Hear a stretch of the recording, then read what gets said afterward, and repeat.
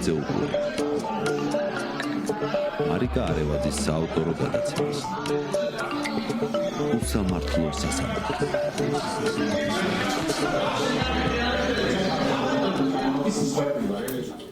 მოგესალმებით, დღეს პარასკევია და ტრადიციულად ხვდებით ერთმანეთს გირჩი ტივის ეთერში გადაცემით უსამართლო სასამართლო და დღევანდელ გადაცემას წინა გადაცემის მსგავსად გავაგრძელებ სწორედ იმ ქალებთან საუბრით, რომლებიც რეჟიმის რეპრესიების ფარგლებში იქნენ დაკავებული სრულიად უსაფუძვლოდ და სრულიად უკანონოდ იმ საკანონმდებლო ცვლილებების შესაბამისად, რომელიც არალეგიტიმურმა პარლამენტმა ოქტომბრის დასაწყისში მიიღო.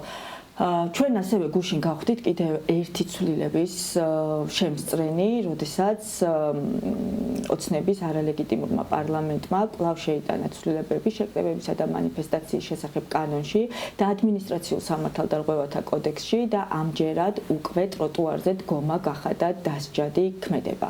ანუ აგრძელებს ის პროტესტის შევიწროვებას და ადამიანებისათვის კონსტიტუციით გარანტირებული უფლების უკანონოდ შეზღუდვას. ჩვენ ეს ცვლილებები მთელი ამ თვეების წელიწადზე მეტია უკვე ვხედავთ, რომ ფაქტობრივად თვეში ერთხელ შედის ცვლილება ადმინისტრაციულ სამართალდარღვევათა კოდექსში და ხდება მისი უფრო და უფრო მეტად რეპრესიული ფორმის მიცემა მისთვის და ეს ატარებს ერთადერთ მიზანს, რომ მოახდინონ პროტესტის როგორღაც გაჩერება. გუშინდელი ცვლილების შემდგომ ჩვენ დღეს უკვე პარალელურად ვნახეთ კობახიძე, რომელიც რაც არ უნდა ცინიკურად ჟღერდეს მშვიდობის ფორუმს ესწრება დიქტატორ პუტინთან ერთად, იმ სახელმწიფოს ლიდერთან ერთად, რომელსაც დღეს ჩვენი ქვეყნის 20% აქვს ოკუპირებული და აგრძელებს ხალხის წამებას დღესაც და მით უმეტეს აფხაზეთში არაერთი ჩვენი პატრიოტი ქართველი და საქართველოს მოქალაქე ყავს მოკლული, ხო? თუმცა პარალელურად ასევე იყო ადამიანის უფლებათა ევროპული სასამართლოს გადაწყვეტილება ამ კვირაში, როდესაც მან გავრილოვის ღამესთან დაკავშირებით დაადგინა სახელმწიფოს მხრიდან ადამიანის უფლებების დარღვევა, ადამიანების წამება და შემდგომ მისი გამოძიებაზე, ასე ვთქვათ, არ გამოძიება. ადამიანებისათვის გამოხატვისა და შეკრების უფლების დარღვევა.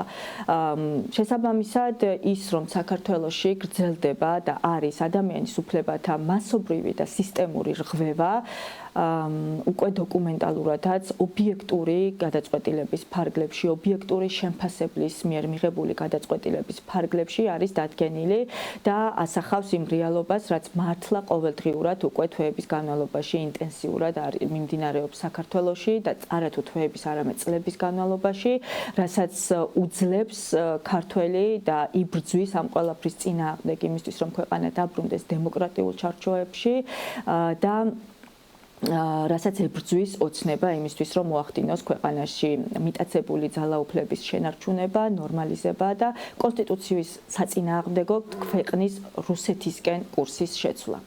დაუბრუნდეთ ჩვენ სტუმრებს, ჩვენი სტუმრები არიან ელენე ბერიკაშვილი, ფსიქოლოგი, პროფესიით ია გაბუნია, არქიტექტორი და მარიკა სვიმონიშვილი, სვანიშვილი, ბოდის გიხდით, ესეთი თემა იყო დილიდან პუტინის სურათის ნახვა, ჩემთვის ძალიან ძიმე იყო ემოციურად.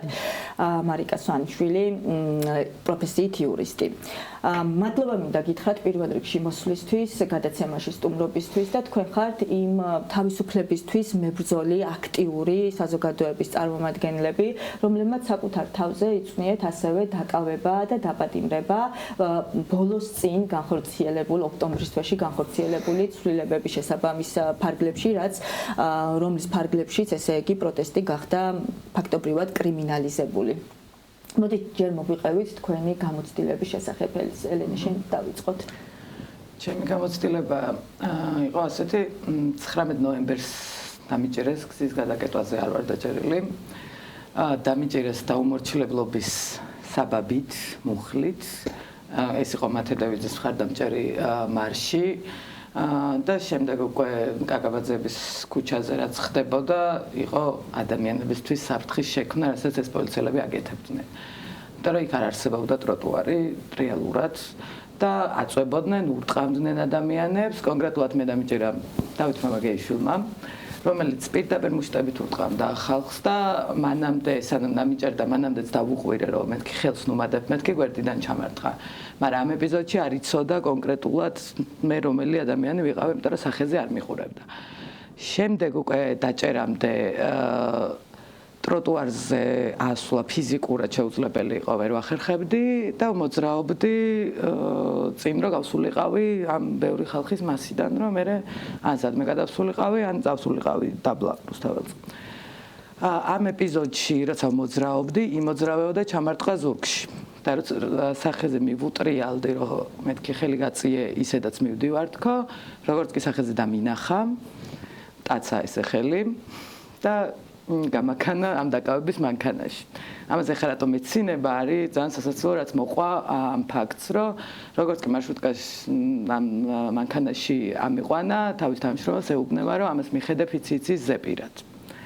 და აი ეს ფიცი არის პოლიციელის ფიცი რაც ნამდვილად ზეპირად ვიცი უკვე და რომელსაც წინა დღეებში აქტიურად ვუკითხავდი კონკრეტულად დავით მამაგეიშვილსაც მაშინ არ ვიცოდი რომ ეს იყო დავით მამაგეიშვილი ეს ხდებოდა რუსთაველზე როცა ეს პოლიციელების ფარი ჰქონდათ აღმართული ვუკითხავდი პოლიციელის ფიცს ამას ვაკეთებდი ერთი მიზნით მხოლოდ ის რომ მინდოდა რომ შემეხსენებინა კიდე ერთხელ რას აშავებენ იმიტომ რომ ამ ფიცში კონკრეტულად ძალიან ცხადად უწერიათ რას აშავებენ უწერიათ რას უნდა აკეთებდნენ და რასაც არ აკეთებენ ახლა და მაგის გამო ვუკითხავდი და დავით მამაგეიშვილსაც მივმართავდი რომ მეთქი თქვენც დადებული გაქვთ ეს ფიცი ვიცოდი რომ ამათი უფროსი იყო და თქვენც მოისმინეთ იმიტომ რომ თქვენ გაქვთ ეს ფიცი დადებული რაც მაშინვე სახეზე ეთყობოდა რომ ძალიან არ მოსწონდა როცა მე ამას ვაკეთებდი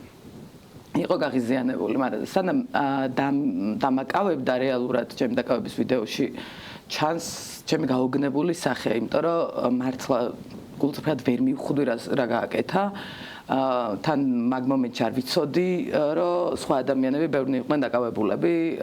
კი, მაგამის იყო ბევრი და ლაივი მქონდა გაშვებული და მესიჯებს ვერ ვკითხულობდი და თან იქაც ძალიან არეულობა იყო და ბევრი რო იყვნენ დაკავებული და მაგაში მოვყევი, ეგ ვერ მივხვდი და ძალიან გაოგნებული ვიყავი, იმიტომ რომ მივდიოდი თქო მართლა ეგ ისმის მარტო ამ დაკავების ვიდეოში რომ მივდივარ რა გინდა. მაგრამ როგორც კი თქვა ეს მიზეზი და ეს არ არის ჩემი უბრალოდ ეჭვი რეალურად მერეც მივხვდებოდი რომ მაგის გამო დამიჯერადება მაგრამ თქვა ეს იყო დაკავების მომენტი. კი ბატონო, მარიკა შენ რას გვეტყვი? მეც იგივე ისტორიაში მოვყევი 19 ნოემბრის მარში მათედევიძის კაკაბაძეების ქუჩაზე ასევე ელინე დააკავეს პრაქტიკულად რამდენიმე წუთში მეც დამაკავეს ну ხაზგასმა მინდა რომ მან დაარიღო მხოლოდ რაღაც კანონის დარღვევა პირდაპირ დანაშაულს ჩადიოდა პოლიცია იმიტომ რომ ახორციელებდა შეგნებულად ჭყლეტვას აი ამ არასტანდარტულ ტროტუარზე, სადაც ფიზიკურად შეუძლებელი იყო 400-500 კაცის ესე შეყრა და უბრალოდ მათი მოთავსება. რამაც გამოიწვია ის, რომ ხალხი აპროტესტებდა, იყო რაღაცა აღშფოთების მომენტები და გოგონას გული წაუვიდა, აბსოლუტურად ნული რეაქცია.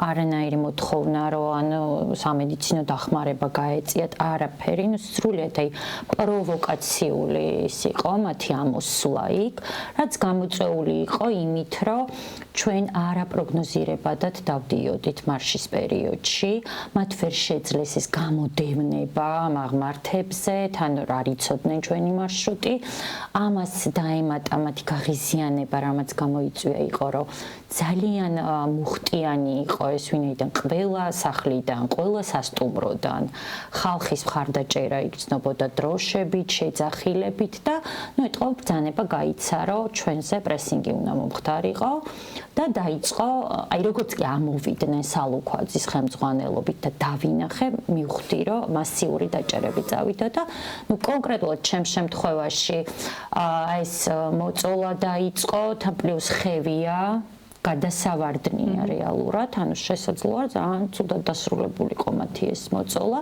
სამწყებად ჩაეწყვნენ, კორდონი მოაწყეს და აი გვაწვევიან და ჩემ გვერდზე მდგომ გოგოს აი ესე იტაცებენ და ნუ ეს გოგო მე გავარკვია რომ ჩემი თანადაკავებული იყო ნინო ბარძიმიშვილი ჩავავლე ხელი რომ შევეცადე რომ არ გამეტანებინა და ნუ მასთან ერთად ასე ვთქვათ მეც მკიდეს ხელი და ნუ აი ძალადობრივად და დაკავების მიზეზად რას გეუბნებოდი? აი რას აკეთებდით, რას აშავებდით, უტრირებულად რო ვთქვათ იმ მომენტში. იყო რამე რაზეც მიგითითებდნენ? არანაირი მითითება არ ყოფილა, უბრალოდ მე უკვე იმ შუშიან აკვარიუმში, სადაც მიგვიყვანეს კახეთის გზატკეცილზე, გოგონა რომელიც ავსებდა ოქმს, მე კატეგორიულ ვარზე ვიყავი, რომ არანაირ მათ დოკუმენტაციაზე ხელს არ ვაწერდი, მათ შორის ოქმი, იქ რაღაც ხელწერილი, არაფერი, უბრალოდ ვკითხე, რომ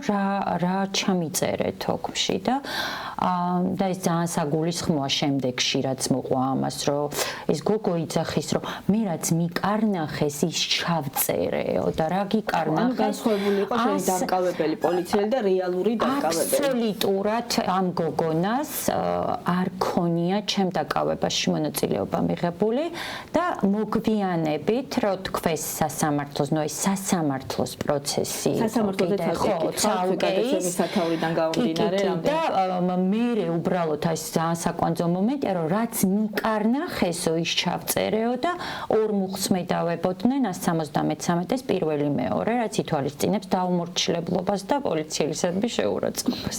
აი ეს იყო და ნუ შემდგომში როგორც კრიმინალებს არა წინ, არამედ უკან დაგვადეს ხელბორკილები, ძალიან ესეთი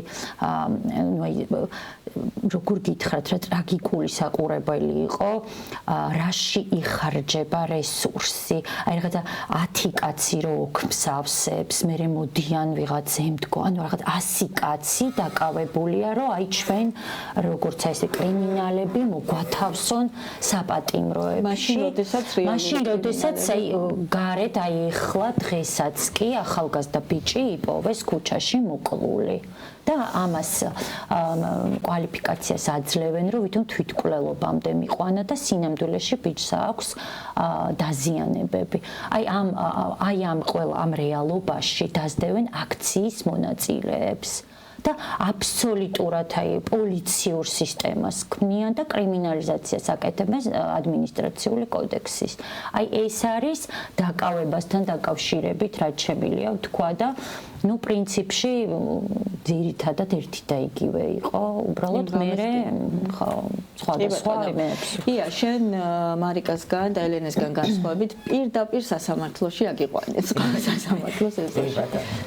რომ მოგვიყვა შენ დაკავების ისტორია. იყო, იმიტომ რომ სასამართლოებში დავდივარ სულ დაკავებულები პროცესებზე ეს რუსული აქციები დამოყოლებული არის ღობის ბიჭების სასამართლოებზე სული ქვიყავი და ყველა დაკავებული სასამართლოზე დავდივარ. საკმაოდ კარგად ვცნობენ, იმიტომ რომ მქონია მანამდე შემთხვევები, რომ რიგ დღეებში არ შეუშვარ სასამართლოს შენობაში არ შეუშვარ, კი აი მე და ელენე არ შეგვიშვეს ნიკა კაციას პროცესზე, საიდანაც გაანთავისუფლეს ნიკა და მქონია ესეთი შემთხვევები. აღიზიანებდათ ჩემი რეპლიკები, რომელიც რავი გამოხატვის თავისუფლება და როდესაც ვუსმენ განსაკუთრებით კაჭიშვილს სასამართლოს ხდომაზე ესეთი არ ვიცი როგორ ვთქვა, არა განათლება, არა პროფესიონალიზმი, ანუ აბსოლუტურად მართული რუსული კუკალა. ესე დაუძახება აუცილებლად. ძალიან გავაღიზიანე იმ დღეს სავარაუდოდ და როდესაც დამთავრდა ერთ-ერთი პროცესი, გარეთ ვიდექი სიგარეტს ვეწევოდი, რომ გამიარა გვერდზე, მომაძახა, რომ ეს კიდე აქ გდიაო და მან ვერ შევიკავე თავი, ვუთხარი რომ აუცილებლად ვეგდები მის სასამართლოებსაც, როდესაც მას დაიჭერე და ყველა სასამართლოზე და უკვე გაცდენილი მომიტრიალდა და შენ ნახე რა გიყო, მითხრა და წავიდა პირდაპირ პატრულის მანქანისკენ, რომელიც ეზოში იდგა. გაყვნენ გოგოები, რომლებიც ჩემთან ერთად იყო და უსმინეს როგორ ეხვეწებოდა პატრულის თანამშრომელს, მერე მომიყვნენ რომ დაიჭირეთ ეს ამან შემაღონა დღეს მთელი დღეაო და ისინი სთხოვდნენ რომ მოდი არ გინდა განებე თავი და არა დაიჭირეთო. ვიყურებოდი წინ კიბეებზე რომ ანუ ზუსტად ვიცოდი რომ დამაკავებდნენ. ოღონდ წინიდან ველოდებოდი და უცებ უკნიდან რომ ვიღაცა მომკიდა ხელები მე მეგონა რომელიმე ჩვენი თანამებრძოლი გამოვიდა და მომეხვია ანუ ვერც გავიაზრე რომ უკნიდან გამოვიდა შენობიდან ვიღაც და იმან დამაკავა სამოქალაქო ფორმაში იყო ჩაცმული როგორც მითხრეს მე კიბერებზე ჩამაბენინეს ხელში აყვანილი ეს მარტივად და ჩამოშოს დაკავების მანქანაში შემდეგ დაიბარეს ვიღაცა გოგო რომელმაც გამჩხრიკა და ესე ბრძანება გასცა გაბრაზებულმა იმიტომ რომ გზიდან მოაბრუნეს და მესმოდა რომ ესაუბრებოდნენ რომ წასული ვარ და აი რისთვის მატრიალებთ და ეს ძალიან გაბრაზებული იყო და ხელებიო წინ მქონდა ბორკილებით შეფრული და უკანო გადაუტანეთ ეხლავეო ამ ქალმა მოითხოვა რომ უკან გადაუტანეთ ეხლავე თუმცა არ გადამიტანეს ესეც მინდა აუღნიშნო რომ არ გადამიტანეს ხელბორკილები უკან და საკმაოდ კარგად მეკეთა ისე რომ ხელის გამოყოფა შეყოფა შემოძრო ხელბორკილებში საშინელება იყო იზოლატორები არ ვიცი ესეთი ანტისანიტარია და ესეთი ჰიგიენის ელემენტარული პირობების არ ქონა არის წამებასთან გათანასწორებული მე ესე მივიჩნევ იმიტომ რომ არ შეიძლება არც ერთი ადამიანი რაც არ უნდა დამნაშავე იყოს იმ პირობებში არ ყოფო მით უმეტეს როდესაც კამერა გიყენია საკანში და საპირფარეშოს სარგებლობაც შეგიძლია ისე რომ არ გიყურებდეს ზედამხედველად. ნუ მძიმე პირობებია თვითონ იზოლატორებშიც.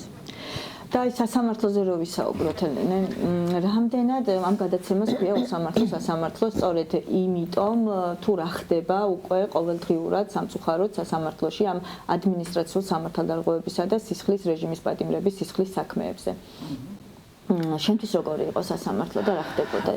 სასამართლო ვიღაც საშინელება, მაგრამ ვიცოდი, იმიტომ რომ ძალიან ბევრ ხდომას ვარ დასწრებული.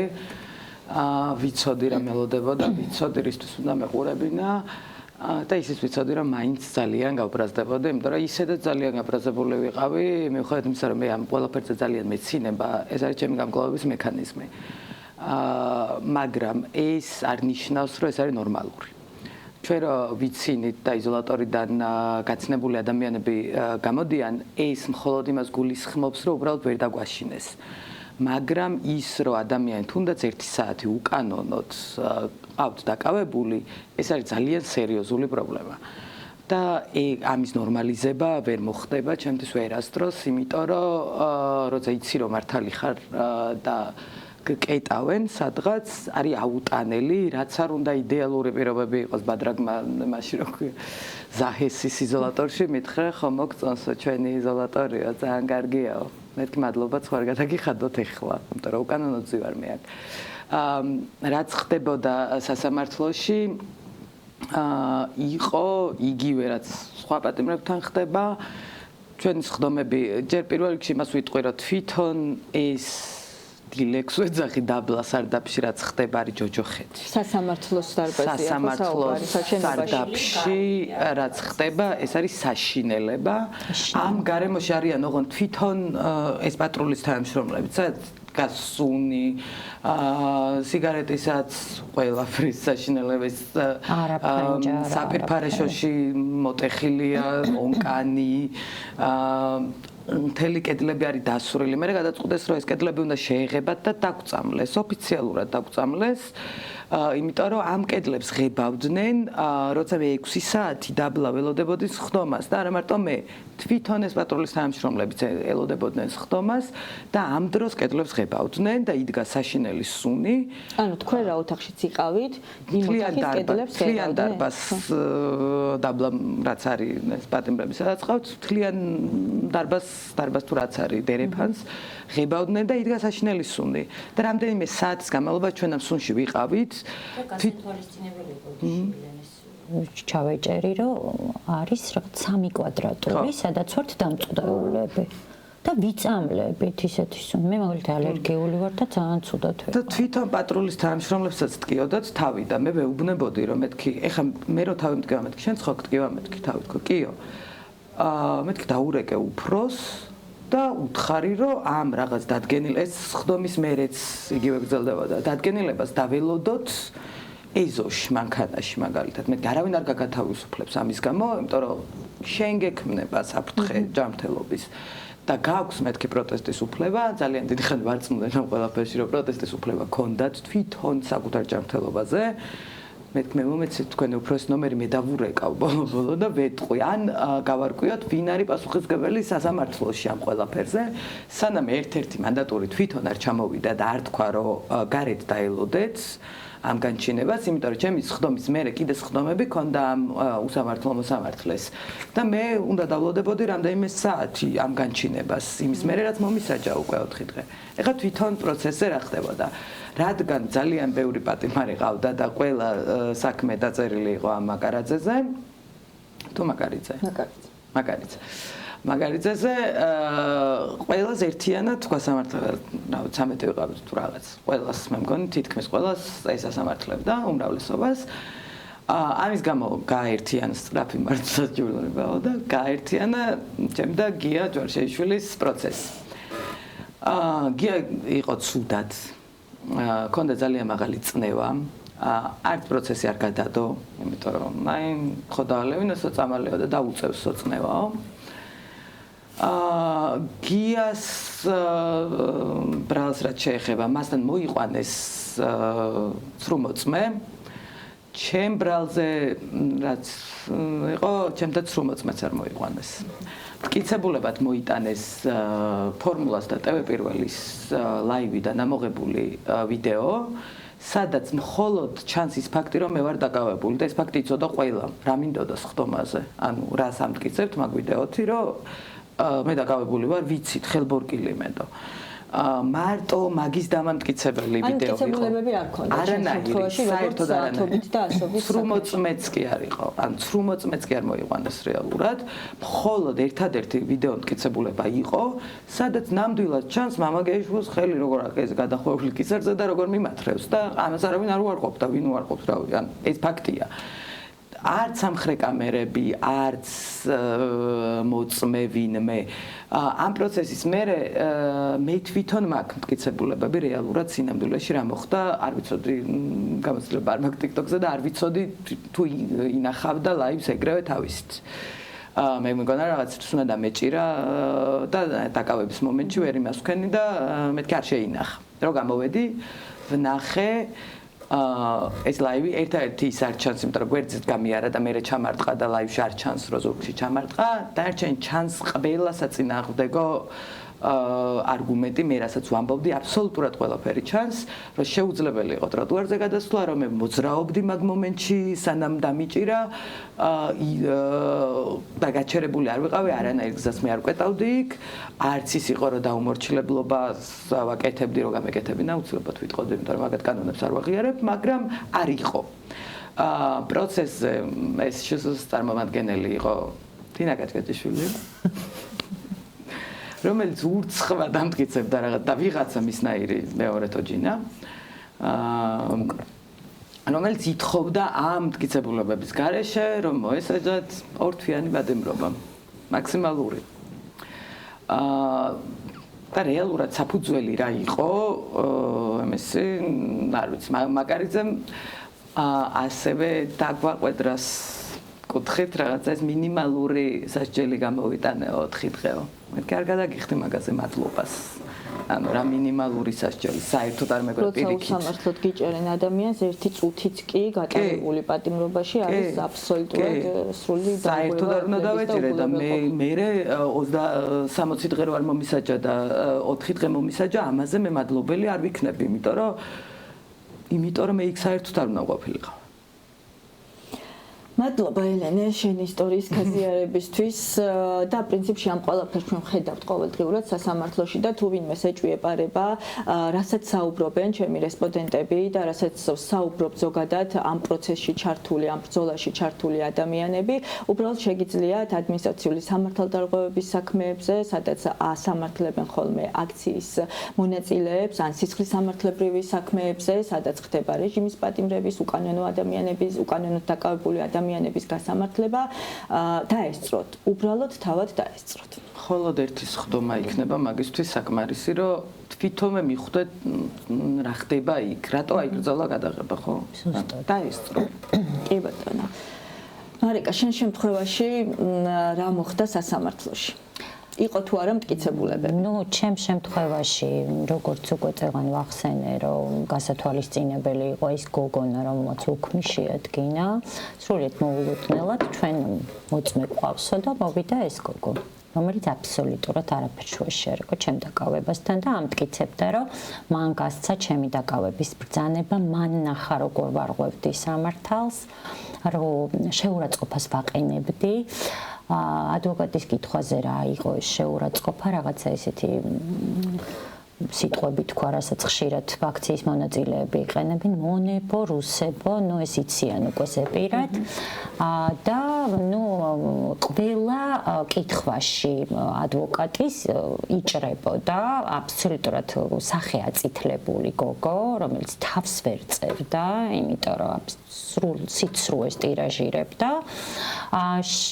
შსს წარმომადგენელი არ იყო, ასე ვთქვათ, ძალიან ესე ბრუტალურად განწყობილი, რატომღაც, იმიტომ რომ არაფერზე თავი არ შეიწუხა და მტკიცებულებებიც არ ქონდა, იმიტომ რომ ვიდეო, რომელიც შესთავაზა მოსამართლეს, იყო ფორმულადან ამოღებული ვიდეოები და თვითონ ამ კოჩკიანი იყო ჩემ შემთხვევაში თორნიკე მოსამართლე ეკითხება, რომ ეს ქალბატონის საჩანსო და ეს საერთო სურათია, ანუ საერთო კაკაბაძის სურათზე უბნება ამ ვიდეო კამერებში. მე არ ჩანვარ და რა თქმა უნდა ჩემი იურისტები მადლობა მათ რომ სრულად ასე ვთქვათ მოხსნეს ეს ნიღაბი აი ამ ბოროტ ცირკს და დაანახეს იქ მჯდომებს მათ შორის რასთან გვაქვს საქმე და აი რომ გამიჩნდა კითხვა რომ აი როგორ უნდა მიიღოს ახლა გადაწყვეტილება უბრალოდ მივხვდი რომ პრეცედენტს არ დაუშვებდა რომ მე გამოვეშვი და აი არანაირი მტკიცებულება შესაძლოა წარმომადგენელმა თქვა რომ აი თქვენ როგორც ჩათვლითო ეს რა სასჯელი იქნებაო თუ პატიმრობა ანუ მოსამართლეს მისცა თავისუფლება მოსამართლეს მისცა თავისუფლება და აი რაღაცა აი ვერ ვხვდები რა შეიძლება ითქვას და მოსამართლებს შრალად რაღაცა პუნქტობრივად ჩამოთვალა და შეეფართოს 4-დღიანი პატიმრობა აი ესეთი ცირკი განვითარდა და აი ნამდვილად ყველას ვურჩევ, ვისაც ჯერ კიდევ არ ჯერა იჭუიებარა, უბრალოდ კარი შეაღოს, ნებისმიერ სასამართლოს დაესწროს ზუსტად იმიტომ აღარ არის ამ ყველაფრის გაშუქება, იმიტომ რომ ხედავენ, რომ აი შეიძლება მაგათი უკიდურესად ძალიან ისეთი მომხრეც კი მიხვდება უბრალოდ როგორ ფარში მონაწილეობს ყველა ერთად და რაც თავარია ყველაზე ცუდი ის არის რომ მე დავინახე ის რომ აი ეს ადამიანები რომელიც ინდის პატიმრები რომლებსაც წლები შეუფარდეს ხო ზიან ზუსტად იგივე ბრალდებით რაზეც ჩვენ დაგვაკავეს მათ მეტი მტკიცებულება მათ წინააღმდეგ არ აქვთ აბსოლუტურად შეთითხნილი მოგონილი ბრალდებებით და ახალგაზრდებს ამ მებრძოლ ადამიანებს ემუქრებათ რამდენიმე წელი, ზოგს 5 და ზოგს 9, აი ეს გავიაზრე, რომ ზუსტად იგივე იმითი არიან ისინიც დაკავებულები. უბრალოდ რეჟიმული მტკიცებულებების არ არსებული და უბრალოდ რეჟიმს აწყობს, რომ აი რაღაც რაოდენობა ადამიანის ყავდეს ტყვედ.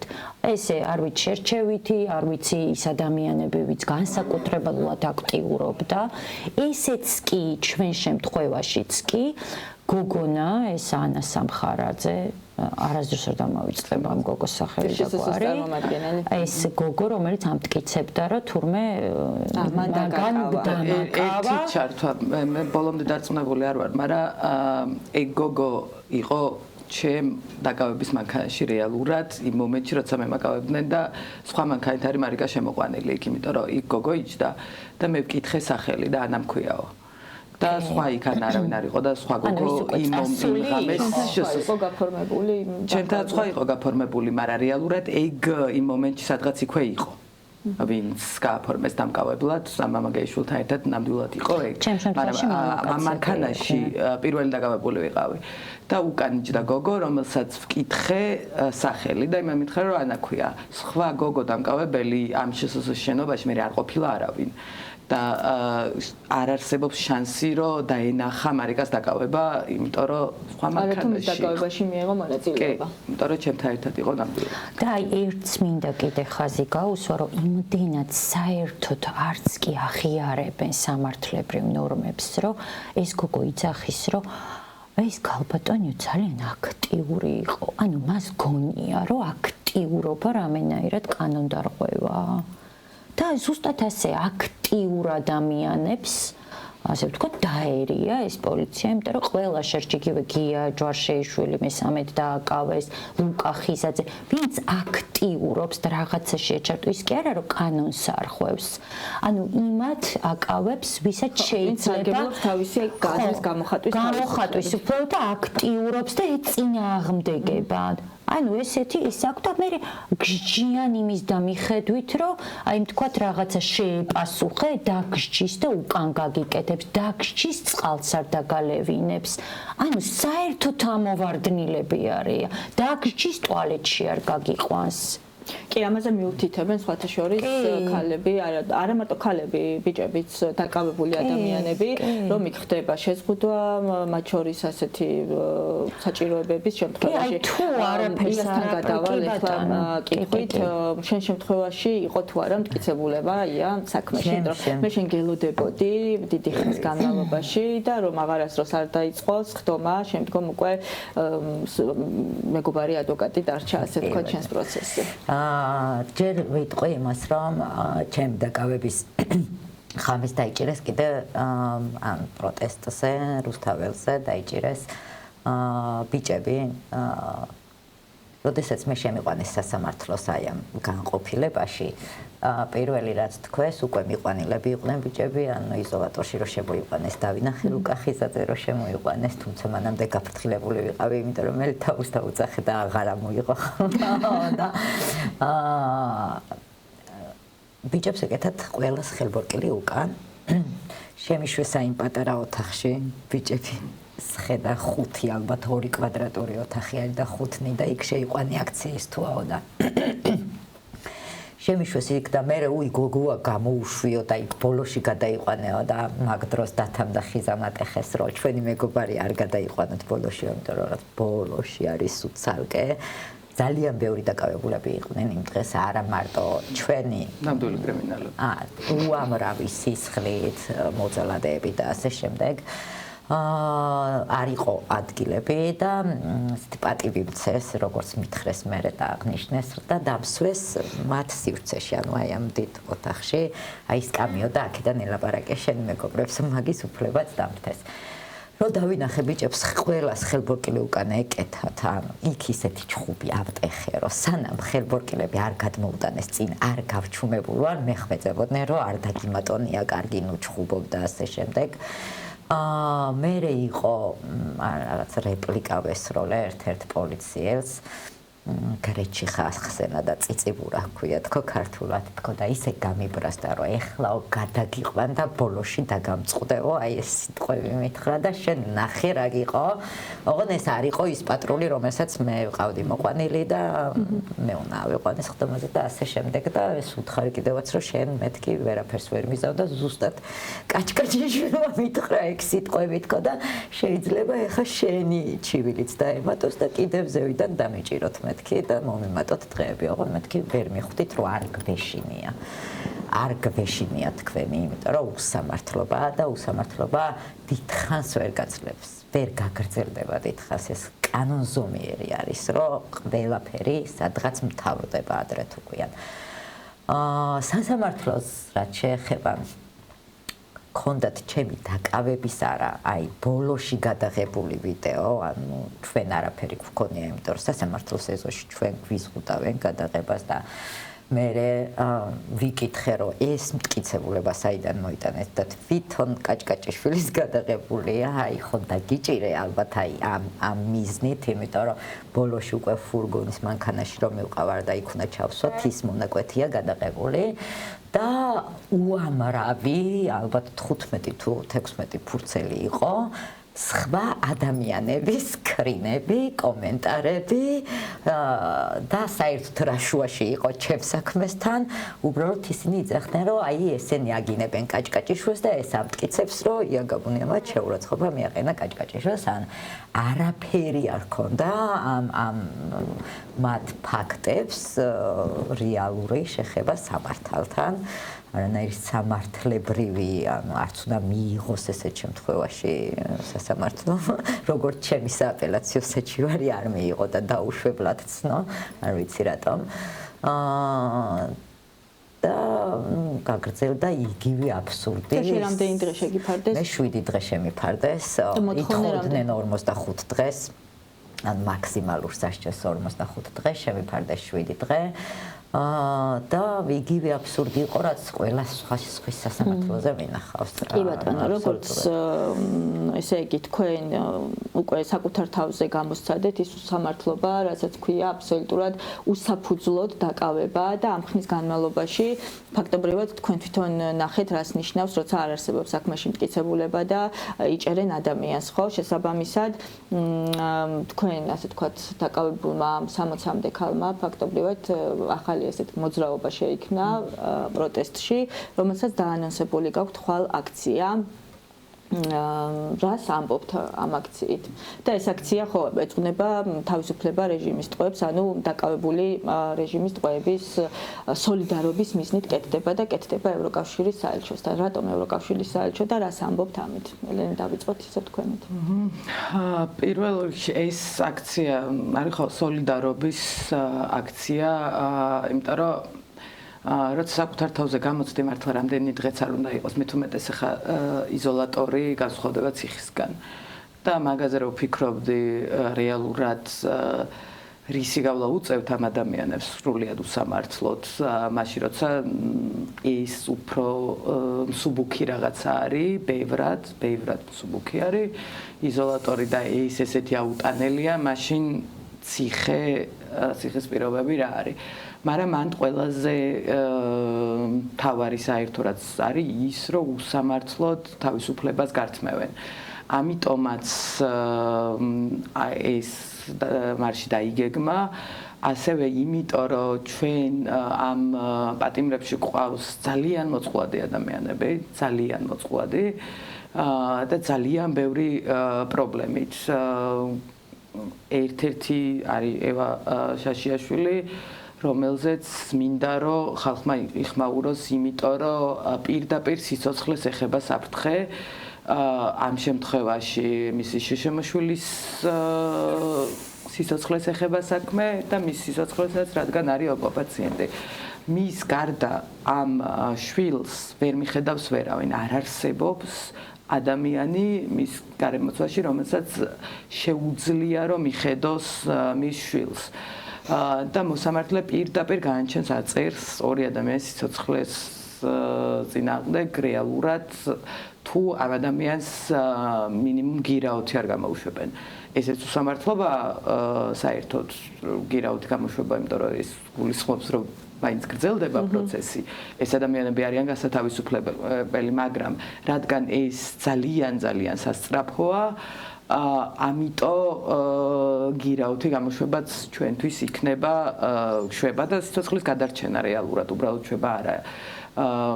და ვერ წარმოუდგენიათ ამ ადამიანებს, რას ნიშნავს შვილისთვის დედის წართმევა. წარმოდგენა არ აქვთ. ან აქვთ წარმოდგენა და გამიზნულად აკეთებენ ამას და მართლა ღირსები არიან, რომ რეალურად ნახონ რა ემართებათ შვილებს, რომელსაც აქვთ შეზღუდული შესაძლებლობები, როცა მათ დედას დაკავებენ. ან მათი დედა ვერ ახერხებს მის ნახვას.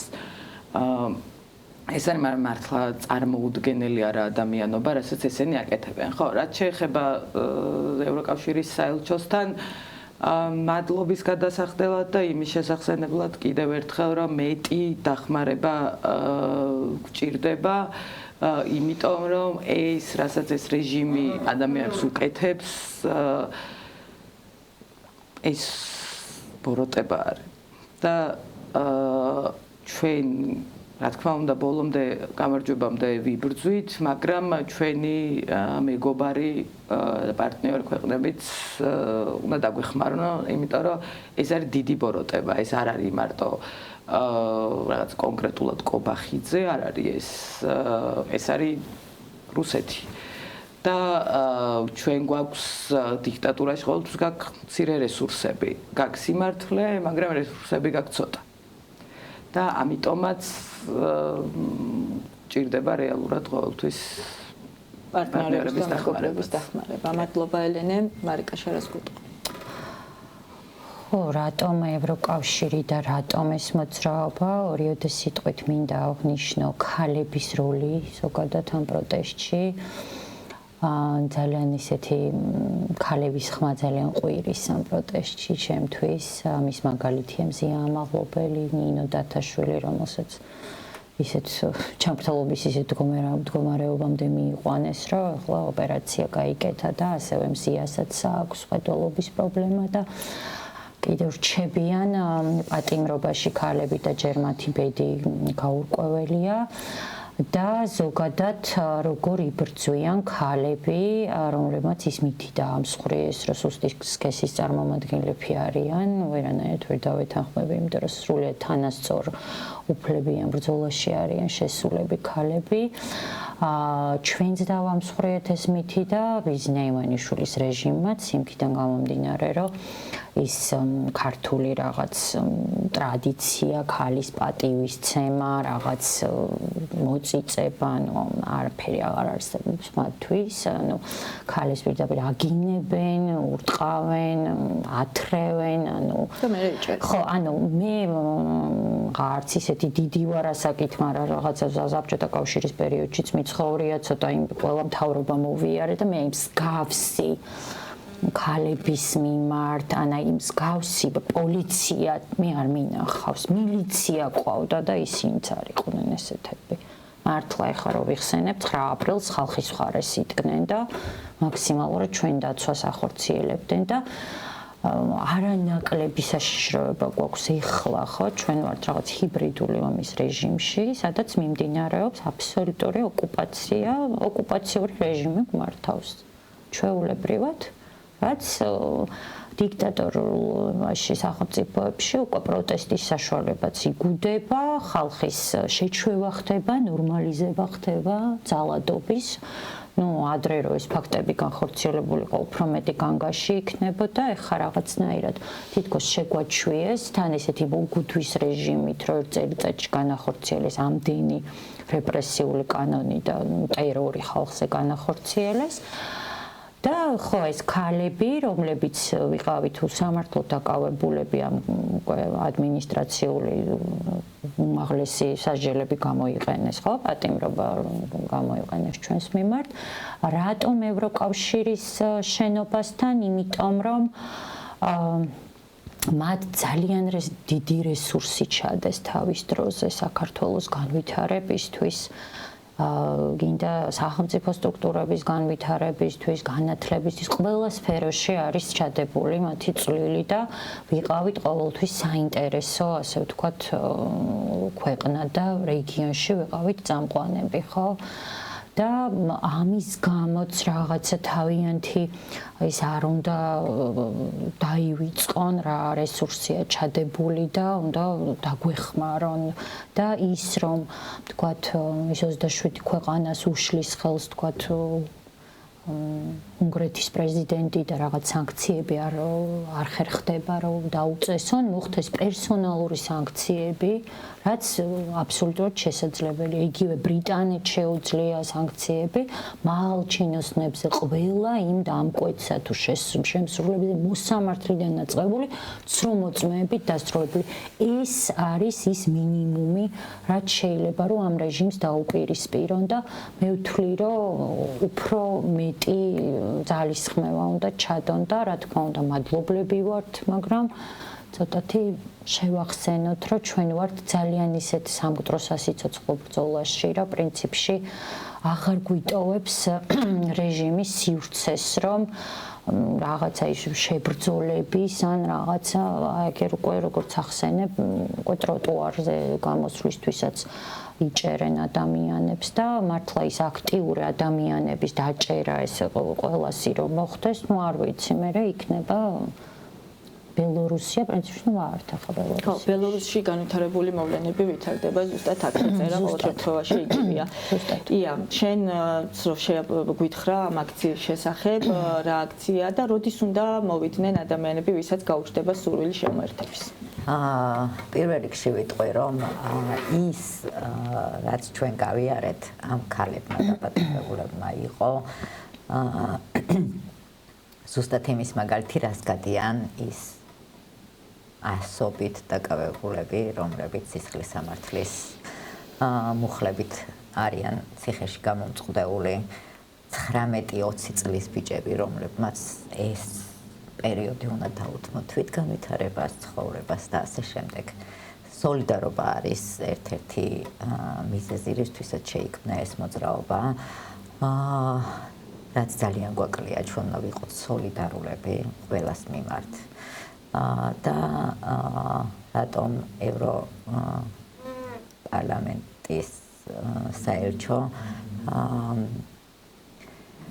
ჩვენ ვითხოვთ დახმარებას ევროკავშირის საერთო ჩვენ ვითხოვთ დახმარებას ჩვენ აქტიურად უკვე გვაქვს დიქტატურა ქვეყანაში არ გვაქვს რესურსი აღარც ფიზიკური საკმაოდ ცოტანი შემოვრჩით ამ ეტაპზე თუმცა არც წასულა გაბრაზება თუმცა არავის გადაუფიქრებია რომ ქოცები კარგები არიან უბრალოდ ეს მოცემულობა გვაქვს რომ გარეთ ვდგევართ ძალიან ცოტა ადამიანი და გარეთ შემოვრჩით ძალიან ცოტა ადამიანი. თუმცა, როდესაც დიდი აქციები იგეგმება, დიდი რაოდენობა გამოდის, თუმცა ასე თვეში ერთხელ გამართული დიდი აქციებით ჩვენ ვერ შევძლებთ ქოცების გაყრას. ამაში გვჭირდება როგორც ხალხის დახმარება, ისე ევროკავშირების დახმარება, ჩემთვის მაგალითად ძალიან გასაბრაზებელია, როდესაც კახა კალაძის ცოლი დადის ევროპებში, როდესაც ქოცები, რომლებიც ლანძღავენ 24 საათი ევროპას და დასავლეთს ან დადიან დასასვენებლად და ჩვენ ვზივართ აქ, ვიბრძვით, ვდგევართ რუსთაველზე, ვდგევართ ქუჩაში, ერთი წელია მე პირადად, სხვა არაფერი აღარ გამაჩნია. არ გამაჩნია არანაირი სამსახური არ გამაჩნია, პირადი ცხოვრება არ გამაჩნია, ერთადერთი რაც გამაჩნია არის ეს პროტესტი, რომელშიც უნდა გავიმარჯვოთ. ხვალ 6 საათზე საელჩოსთან ვიკრიბებით ქალები პროტესტში და მოგიწოდებთ სოლიდარულობისკენ ყველას და მოგიწოდებთ რომ დავუდგეთ გვერდზე ერთმანეთს და დავუდგეთ გვერდზე საქართველოს, თორემ ვერ გადავრჩებით. ჩვენ ბელორუსი არ ვართ, არ გაგვაჩნია ჩვენი შიდა წარმოება, არ გაგვაჩნია ხორბალი, არ გაგვაჩნია არაფერი, ამოვწყდებით ხალხო. ნამდვილად. კი ბატონო, მადლობა სტუმრობისთვის. ჩვენ ვისმენდით კიდევ დაკავებული ქალების ისტორიებს, რომლებიც სრულიად უსაფუძვლოდ რეპრესირებული ადმინისტრაციული კოდექსის ფარგლებში, სამართალდარღვევათა კოდექსის ფარგლებში იქნენ დაკავებულნი და ამ რეპრესიული კანონების ფარგლებშიც კი მათ წინააღმდეგ არ არსებობდა არავითარი მტკიცებულება. მე ჩემი გადაცემის ფარგლებში გავაგრძელებ კიდევ ასეთი დაკავებული ადამიანების და ქალების ასე ვთქვათ ისტორიების თქვენამდე მოტანას და ნამდვილად ხვალ შეგახსენებთ კიდევ ერთხელ რომ სწორედ ამ ქალების მოძრაობის პროტესტშის მიერ დაგეგმილია 6 საათზე ევროკავშირთან აქცია უკანონო პატიმრების სოლიდარობის მიზნით და ეს აქცია შემდგომ შეუერთდება ყოველ შაბათს ფილარმონიასთან არსებულ ასე ვთქვათ აქციას მარშით და გადავინაცვლებთ შემდგომ უკვე პარლამენტთან. დღევანდელი გადაცემით ამით დაგიმშვიდობებით მომავალ პარასკევამდე. ყოველ პარასკევს 4 საათზე უყურებთ მარიკა არევაძის საავტორო გადაცემას. უსამართლო სასამართლო.